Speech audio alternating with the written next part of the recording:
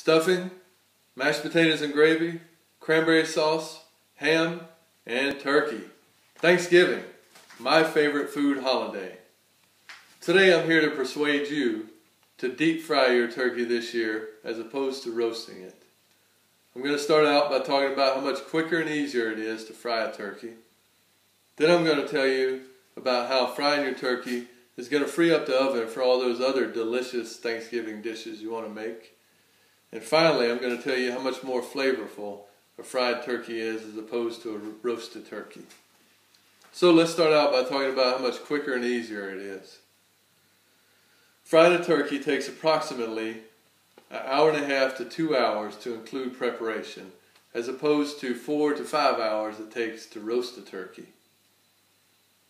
Some of the things you're going to need for frying a turkey are, of course, a 15 to 18 pound turkey, a turkey fryer kit, 3 to 5 gallons of peanut oil, and whatever ingredients you want to use for injecting the turkey.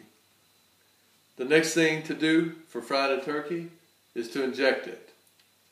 Probably the most popular injection is the pre-mixed stuff. I've used it a few times, but I prefer to mix my own ingredients. To do this, I use melted butter, whole garlic, Cajun spices, and I normally throw in some jalapeno peppers.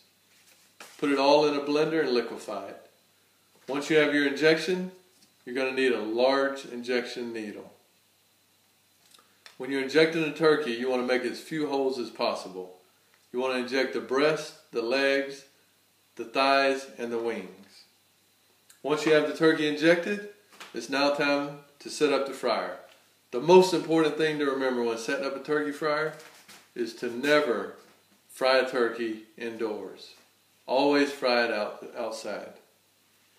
According to the article, Turkey Frying Prep on the website luana.com, it's going to take approximately 45 minutes for the oil to reach the initial temperature of 370 to 400 degrees. In the meantime, you can be drying the outside of the turkey because we all know water and oil does not mix. Once the oil is to the required temperature, it's now time to carefully drop the turkey into the oil. When you do this, the temperature of the oil is going to drop. So you need to stabilize the oil at 350 degrees. Once you have the oil stabilized, all you have to do is sit back, relax, and monitor the temperature of the oil. Keep it between 340 to 350 degrees. A good rule of thumb when frying a turkey is to allow 3 to 3.5 minutes per pound. So if you're using a 15-pound turkey, it's going to take about 40 to 53 minutes to finish frying the turkey. Once the turkey inside has reached about 150 degrees Fahrenheit, it's time to take the turkey out of the oil and let it set for about half an hour. Doing this enables the extremely high heat of the outside of the turkey to finish cooking through the inside of the turkey and keeps the moisture inside. Now that you can see how much easier it is to fry a turkey as opposed to roasting a turkey, let's talk about how it's going to free up your oven. If you're roasting a turkey, you either need an extra oven or you pretty much have to stay up all night cooking all your casseroles and pies just so you can have the oven the next day for the turkey. If you're frying a turkey, you don't have to worry about this because the oven's already free. So you can sleep all night instead of staying up. And a rested cook is a happy cook. And best of all, more pies. So as you can see, frying your turkey is going to make for a much more enjoyable and much easier Thanksgiving this year for the entire family. So now let's talk about the superior taste of a fried turkey over a roasted turkey. We've all had plenty of dry, bland, dull, boring roasted turkeys.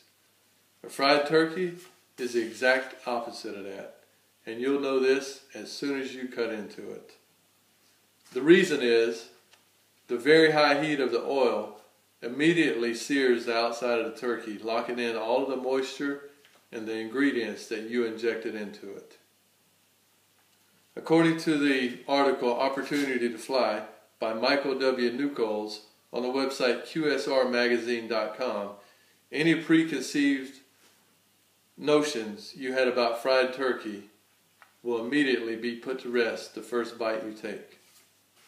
So now you're probably asking, well, what about the nutritional value of a fried turkey as opposed to a roasted turkey?